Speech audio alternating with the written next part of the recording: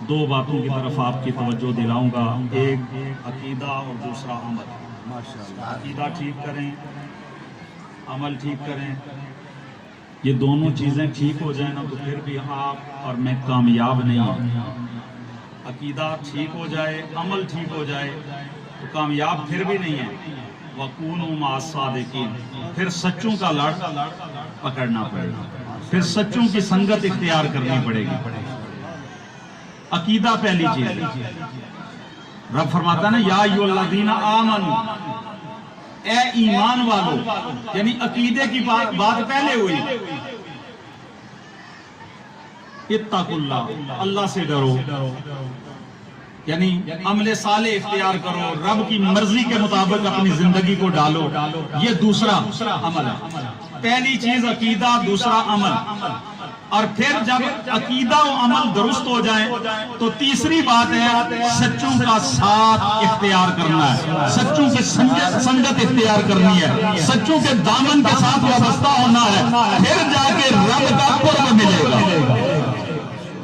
گرامی المرتبت حضرات، پہلی بات جس کی طرف میں توجہ دلانا چاہتا ہوں، چونکہ حضرات علماء کرام بڑے خوبصورت انداز میں جو ہے وہ خوبصورت پیرائے میں گفتگو کرتے ہیں، میں نالائق سا بندہ ہوں، میں ڈائریکٹ دو چار باتیں اس لیے کر رہا ہوں کہ میرا انداز ہی اسی طرح کا ہے۔ آج کل ہماری حالت یہ ہے کہ عقیدے کے معاملے میں ہم نے بالکل ہاتھ دھو کے صاف کر کے رکھے ہوئے ہیں کہ عقیدہ کوئی چیز ہی نہیں، آگے جو بھی کھڑا ہے سینے میں بغض اہل بیت لے کے کھڑا ہے پھر بھی ہم پیچھے کھڑے ہیں، سینے میں محمد عربی کے بغض کو رکھ کے کھڑا ہے پھر بھی ہم پیچھے کھڑے ہیں، اور کہتے کیا ہیں یہ مولویوں کے جھگڑے ہیں جی، یہ مولویوں کی باتیں ہیں، یہ دیکھیں نا جی وہ بھی قرآن پڑھتا ہے یہ بھی قرآن پڑھتا ہے۔ یہ بات یاد رکھنا، ہر قرآن پڑھنے والا سچا نہیں ہوتا، ہر قرآن پڑھنے والا سچا نہیں، ہر نماز پڑھنے والا سچا نہیں، ہر روزے دار سچا نہیں، سچا وہی ہوگا جو قرآن پڑھنے کے بعد صاحب قرآن کی عزت کی بات کرے گا۔ جس کے سینے میں صاحب قرآن کی عزت نہیں، وہ جتنا مرضی بڑا اپنے آپ کو عالم سمجھے، وہ عالم نہیں، وہ جاہل ہے۔ کیوں کہ اس کے سینے میں محمد عربی کی محبت کی شمع روشن نہیں ہے۔ گرامی المرتبت حضرات، یہ حضرات علماء کرام تشریف رکھتے ہیں، میں بالکل مختصر کیے دیتا ہوں۔ بخاری شریف کے اندر یہ حدیث موجود ہے، میرے کریم نبی علیہ السلام نے مسجد نبوی سے 360 کو نام لے لے کے مسجد سے نکالا۔ وہ نمازی نہیں تھے، پہلی صف کے نمازی تھے، وہ روزہ نہیں رکھتے تھے، روزے دار بھی تھے، وہ قرآن نہیں پڑھتے تھے، قرآن بھی پڑھتے تھے، وہ سارے اعمال مسلمانوں کی طرح کرتے تھے، داڑھیاں بھی رکھی ہوئی تھی، ان کے ہاں سارے معاملات مسلمانوں کی طرح ہو رہے تھے، لیکن میرے اور تیرے نبی نے ایک ایک کا نام لے کے ہم ڈرتے ہیں راجہ صاحب ناراض ہو جائیں گے، چودھری صاحب ناراض ہو جائیں گے، فلاں سردار صاحب ناراض ہو جائیں گے، فلاں جناب ڈی سی صاحب ناراض ہو جائیں گے، اے سی صاحب ناراض ہو جائیں گے، کوئی بریگیڈیئر صاحب ناراض ہو جائیں گے، جناب کوئی کرنل صاحب ناراض ہو جائیں گے، کوئی جنرل صاحب ناراض ہو جائیں گے۔ میرے بھائی یہ بات غور سے سنو، عقیدہ اولین درجی ہے، جس کے سینے میں محمد عربی کی محبت کا نور نہیں، وہ بھلے کوئی ہو ہم اسے اپنی ٹھوکر پہ رکھتے ہیں، ہم محمد عربی کی محبت کا پرچار کرنے والے ہیں، ہم سیدھی بات کہتے ہیں، جس کے سینے میں محمد عربی کی محبت ہے وہ دو آیتیں پڑھتا ہو ہم اس کے پیچھے نماز پڑھ لیں گے، لیکن جس کے سینے میں قرآن بھی ہو اور محمد عربی کی محبت نہ ہو ہم اس کے پیچھے کھڑے ہونے کے لیے تیار نہیں ہیں۔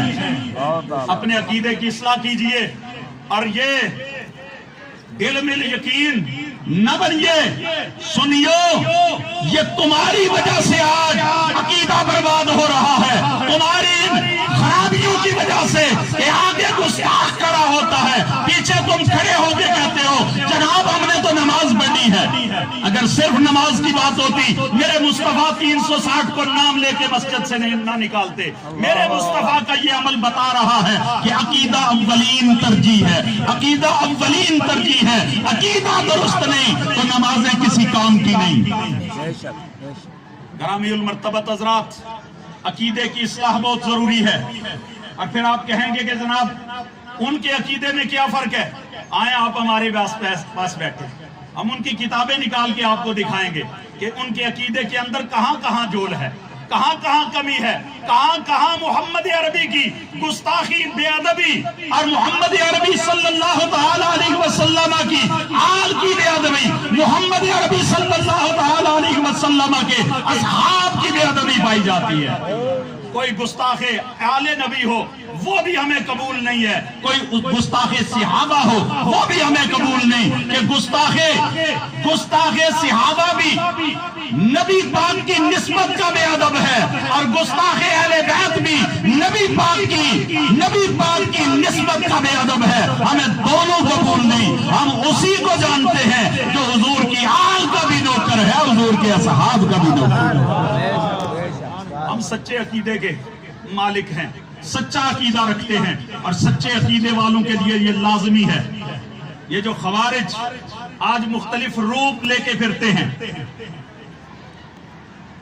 شراب کی بوتل پہ شہد کا لیبل لگا دو شہد بن جائے گا، اور میرے بھائی لیبل لگانے سے بات نہیں بنتی، اندر شہد دیکھنی ہے کیا ہے، اندر جو کچھ ہے وہ دیکھنا ہے، باہر کے لیبل کو نہ دیکھو۔ لوگ کہتے ہیں جناب فلاں نے اپنا نام اہل سنت رکھا ہوا ہے، اس کے رکھنے سے اہل سنت نہیں ہوگا۔ اہل سنت کی نشانی امام صحابی نے یہ بیان کی ہے، آپ فرماتے ہیں جن کے لبوں پہ کثرت سے درود و سلام ہوگا وہ اہل سنت ہے۔ آپ سروے کر کے دیکھیں کس کے لبوں پہ درود پاک کے نغمے ہیں، کون صلاۃ و سلام پڑھنے والا ہے، کون نبی کی ذات پہ درود و سلام پڑھنے والا ہے۔ گرامی المرتبت حضرات، مجھے وقت کا بھی احساس ہے، اس لیے میں آپ کو یہ واضح طور پہ بتانا چاہتا ہوں کہ اپنے عقیدے کے اندر ذرا بھی نہ شک محسوس کریں۔ اللہ کے فضل سے ہمارا عقیدہ وہ ہے جو قرآن میں بھی موجود ہے، احادیث میں بھی موجود ہے۔ یہ لوگوں نے باتیں بنائی ہوئی ہیں کہ سنیوں کا عقیدہ کوئی پہیلیوں پہ بنا ہوا ہے، یہ باتیں غلط ہیں۔ اہل سنت کا عقیدہ قرآن و حدیث سے مستنبط ہے، اور اگر کسی کو نہیں ملتا وہ ہمارے پاس تشریف لائے۔ علماء تشریف رکھتے ہیں، مولانا سعید احمد ریاض صاحب کے پاس تشریف لائیں، مولانا آصف القادری کے پاس تشریف لائیں۔ ہم یہاں بیٹھے ہیں، عقیدہ پوچھیں، ہم آپ کو قرآن و حدیث سے نکال کے دکھائیں گے کہ یہ سچا اور خوبصورت عقیدہ اہل سنت کا عقیدہ۔ گرامی المرتبت حضرات، ایمان اور عمل، عقیدہ اور عمل، پہلی بنیادی چیز عقیدہ ہے۔ عقیدے کے بغیر بات نہیں بنتی، عقیدے کے بغیر بات نہیں بنتی۔ عقیدہ سچا ہونا چاہیے، سچا ہونا چاہیے، ستھرا ہونا چاہیے، صاف ہونا چاہیے۔ عقیدہ غبار والا ہمیں نہیں چاہیے، غبار والا عقیدہ نہیں ہمیں چاہیے۔ اولیاء کرام رضوان اللہ تعالی علیہم اجمعین، اور آج جس ہستی کے پاس آپ بیٹھے ہیں، ان کا عقیدہ بڑا کھرا، سچا، ستھرا اور اعلیٰ عقیدہ ہے۔ اسی عقیدے پہ قائم رہیے۔ میں یہاں پہ یہ بات کہوں گا، آپ پوری دنیا کے جتنے بھی مسالک ہیں، جتنے بھی لوگ اسلام کا نام لینے والے ہیں، آپ ڈھونڈ کے دیکھ لیں، کسی میں آپ کو حضرت صاحب جیسی ہستی نہیں ملے گی۔ کسی کو اگر آپ ڈھونڈیں گے کسی عقیدے کے اندر، آپ کو صابر پیا جیسا نہیں ملے گا، خواجہ فرید جیسا نہیں ملے گا، داتا علی حجویری جیسا نہیں ملے گا، خواجہ اجمیری جیسا نہیں ملے گا، غوث جلی جیسا نہیں ملے گا، مولا علی جیسا نہیں ملے گا۔ تو پھر جس عقیدے کی لڑی کے اندر یہ پروئے ہوئے ہیں، وہی عقیدہ عقیدہ سچا بھی ہے، سچا بھی ہے، حق بھی ہے۔ اب آپ کو دور جانے کی ضرورت نہیں، اگر عقیدہ سچا دیکھنا ہو تو میرے علی کو دیکھ لیا کرو، ہند الولی کو دیکھ لیا کرو، بس یہ دیکھو کس لڑی میں ہے، جس لڑی میں یہ ہے وہی عقیدہ سچا ہے، وہی عقیدہ حق ہے، اور اسی پہ آپ ڈٹ جائیں، وہی عقیدہ آپ کو جنت میں لے کے جانے والا ہے۔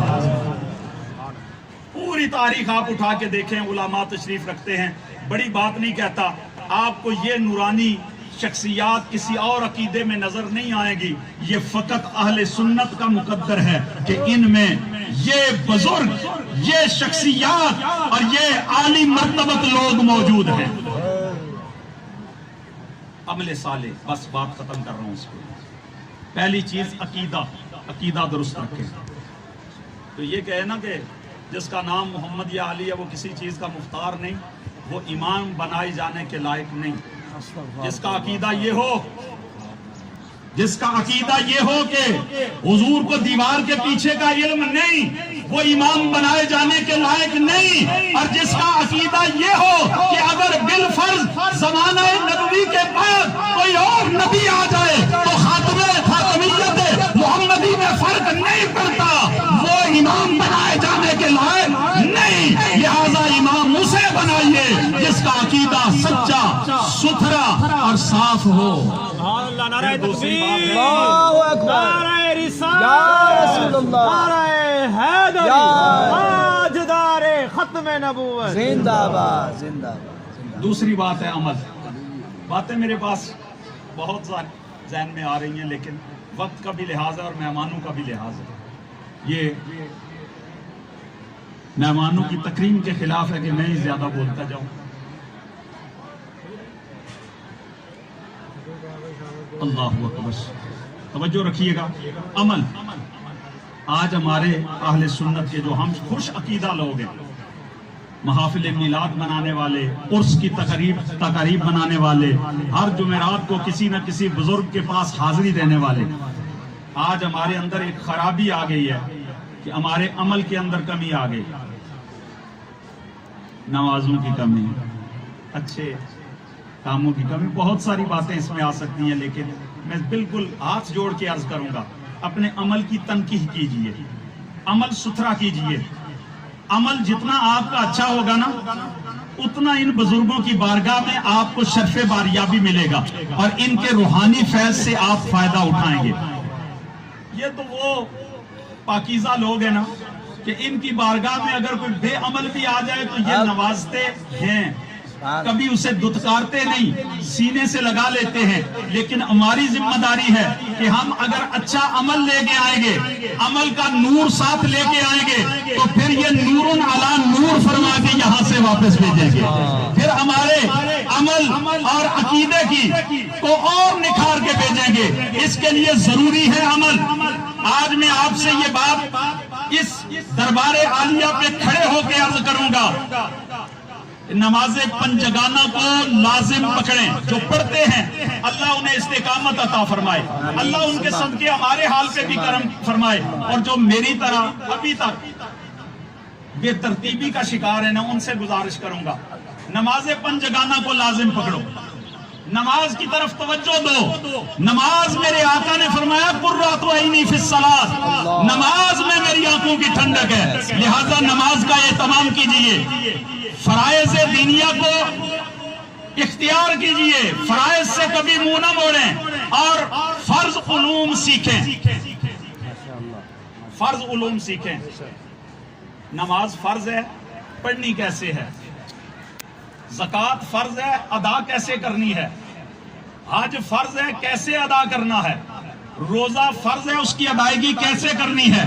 یہ ان باتوں کا علم اور ضروریات دین کا علم یہ فرض ہے۔ فرض علوم کو سیکھنے کے لیے قدم بڑھائیے، نکلیے، اپنی عمر کی جانب توجہ نہ کیجیے کہ میں بڑا ہو گیا ہوں، اب جوان ہو گیا ہوں، اب ادھیڑ عمر کا ہو گیا ہوں، اب بڑھاپے میں پہنچ گیا ہوں۔ نہیں بابا، جس عمر میں پہنچے ہو وہیں سے آج نیت کر لو، میں نے فرض علوم سیکھنے ہیں۔ میرے کریم نبی فرماتے ہیں من طلب العلم، من خرج فی طلب العلم وہو فی سبیل اللہ حتی یرجع، جو شخص علم دین کے لیے اپنے گھر سے قدم اٹھاتا ہے وہ اللہ کی راہ کا مسافر ہوتا ہے، یہاں تک کہ وہ دین سیکھ کے گھر واپس آ جائے۔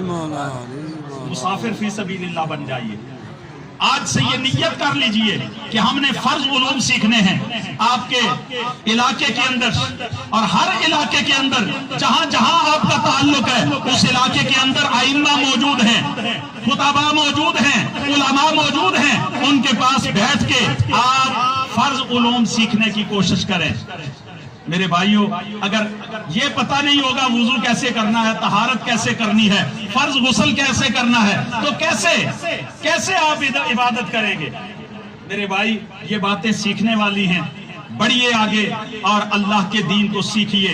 دین سیکھنے کے بعد جب آپ کو ایمان و عمل کی دولت مل جائے، وَكُونُوا مَعَ الصَّادِقِينَ، اب سچوں کے سنگ ہو جائیے، سچوں کا ساتھ اختیار کیجئے، کسی اللہ کے ولی کے ہاتھ میں ہاتھ دیجئے، کسی اللہ کے برگزیدہ کے لڑ لگ جائیے، کسی اللہ کے نیک بندے کی مجلس اختیار کیجئے، چونکہ یہ اللہ والے وہ ہیں لا یشقی بہم جلیسہم، ان کے پاس بیٹھنے والا بھی بدبخت نہیں رہتا، وہ بھی نیک بخت ہو جاتا ہے، حالی بخت ہو جاتا ہے۔ اللہ رب العالمین مجھے اور آپ سب کو توفیق عمل عنایت فرمائے۔ جو ٹوٹی پھوٹی چند باتیں آپ حضرات کے